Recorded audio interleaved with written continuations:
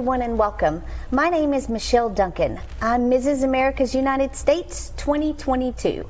I'm honored to partner with the American Heart Association of the Triangle with their faith-based initiative. My husband and I have served the faith-based community for over 30 years. During that time, I learned firsthand the importance of having a cardiac emergency response plan.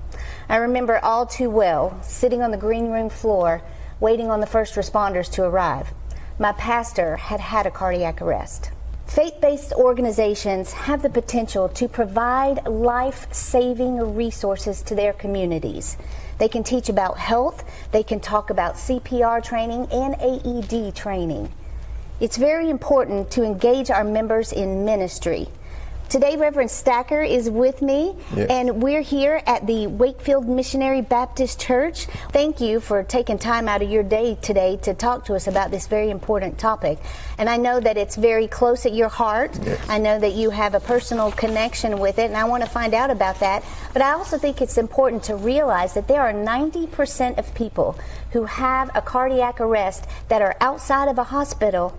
Those people pass away.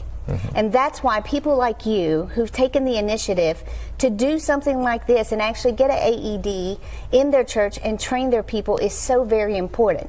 And I understand that you were able to do that through the American Heart Association. There was a mini grant that was provided to you through the AHA of the Triangle, as well as some private donors. So why don't you tell us a little bit about that? We came in with the American Heart Association. We got training, and they gave us 10 training dummies, and they trained us how to, do it properly, hands only.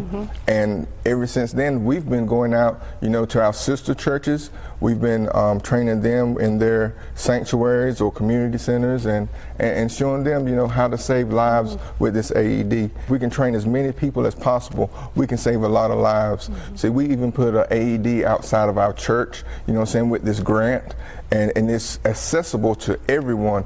We got a school here, we got a sister church over there. Wow. So the AED is accessible to everybody. My goal is to train everybody in the church and in the community, just as many people as we can to, do this hands-on CPR. That's and each class we have probably over 20 people. Wow. Yes, it's great, and it's just a blessing to give back in that way, doing things for your community. Yeah, and to think that we have that many people in our congregations who are interested in learning about this and helping to make sure that it's implemented in the church. Again, because we never know when something like that might happen, but when we have something in place, when it does happen, if it does happen, we've got a plan. We've got a plan, and it's very important to have a plan. You can find the Faith-Based Resource Guide on the American Heart Association website. That's heart.org/North Carolina. Look for the Faith-Based Resource Guide.